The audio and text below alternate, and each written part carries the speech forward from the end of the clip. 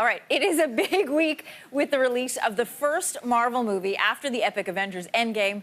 There's also Midsummer, about a nightmare Swedish summer music festival, little horror, little comedy, and the highly anticipated Yesterday, set in a world where no one has heard of the Beatles. Can you imagine?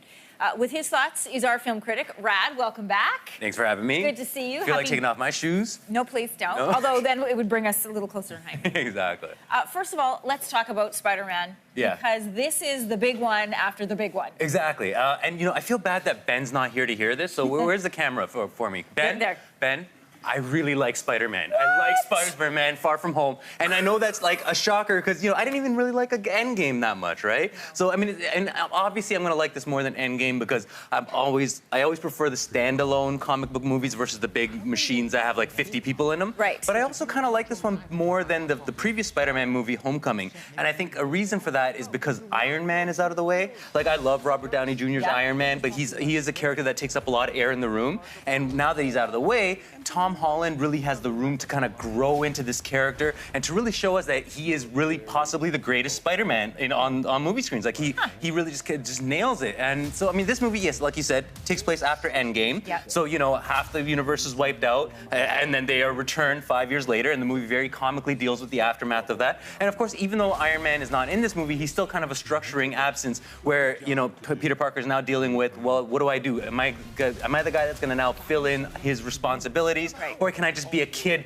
enjoy my European vacation with my friends? Can I just tell MJ I like her? So what really works about this movie is it's about Spider-Man as a teenager who just has all these world-saving burdens on his shoulders, but he just wants to enjoy himself and be a kid. And just that kind of drama, that teen drama, that's really what makes the best Spider-Man movies. Oh, okay. And this movie nails that. Who needs to see this movie? Okay, so think of this movie as Spider-Man Homecoming meets Spider-Man 2. So it's still got like kind of the goofy energy that you know from Tom Holland's Spider-Man, but it's aspiring for the personal dramas that Spider-Man 2 really nailed. And that Spider-Man 2 is probably my favorite superhero movie, so that's a good goalpost. This next one is a different feel. This is the new horror flick called Midsummer. We had the director and one of the actors here on the show. What did you think? Well, okay, so this director, Ari Aster, last year he did make a horror movie called Hereditary, which a lot of critics love, and I'm in the minority where I was like, this is a really skilled director who's giving us his best impression of great filmmakers, and that's pretty much how I feel about Midsummer. Like, now you said this is a movie about a bunch of Americans that go off to this Swedish cult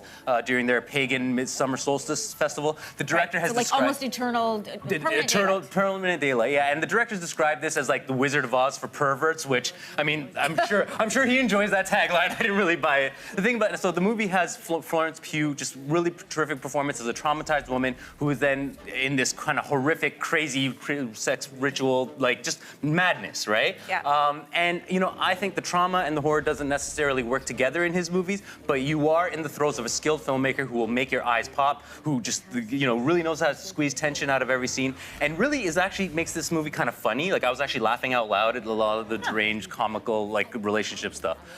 So, it works and it doesn't.